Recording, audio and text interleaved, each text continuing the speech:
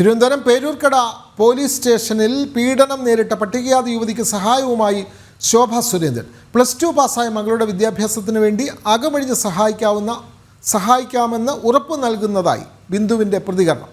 ബിന്ദുവിൻ്റെ വീട്ടിൽ നേരിട്ട് എത്തിയപ്പോഴായിരുന്നു ഇത്തരത്തിൽ ശോഭ സുരേന്ദ്രൻ സഹായം അറിയിച്ചത്. നെടുമങ്ങാട് ചുള്ളിമാനൂർ സ്വദേശി ബിന്ദു പേരൂർക്കട പോലീസ് സ്റ്റേഷനിൽ നേരിട്ടത് കൊടിയ ജാതി വിവേചനമാണ്. തുടർന്ന് നിരവധി ആളുകൾ ബിന്ദുവിന് ഐക്യദാർഢ്യവുമായി എത്തിയിരുന്നു. എന്നാൽ ശോഭ സുരേന്ദ്രൻ മാത്രമാണ് തന്നെ സഹായിച്ചതെന്ന് ബിന്ദുവിന്റെ പ്രതികരണം.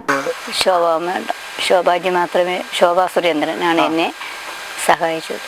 എൻ്റെ മകളുടെ കാര്യം തീർച്ചയായും ചെയ്യാമെന്ന് എന്നോട് പറഞ്ഞിരുന്നു.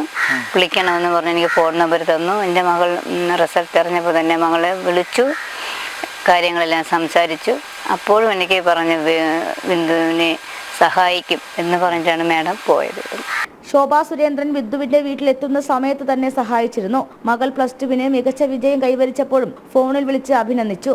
മകളുടെ തുടർ വിദ്യാഭ്യാസത്തിന് വേണ്ടിയുള്ള സഹായവും നൽകാമെന്ന് ശോഭ സുരേന്ദ്രൻ ഉറപ്പ് നൽകിയതായി ബിന്ദു. രാവിലെ എന്നെ മാഡം വിളിച്ചിരുന്നു.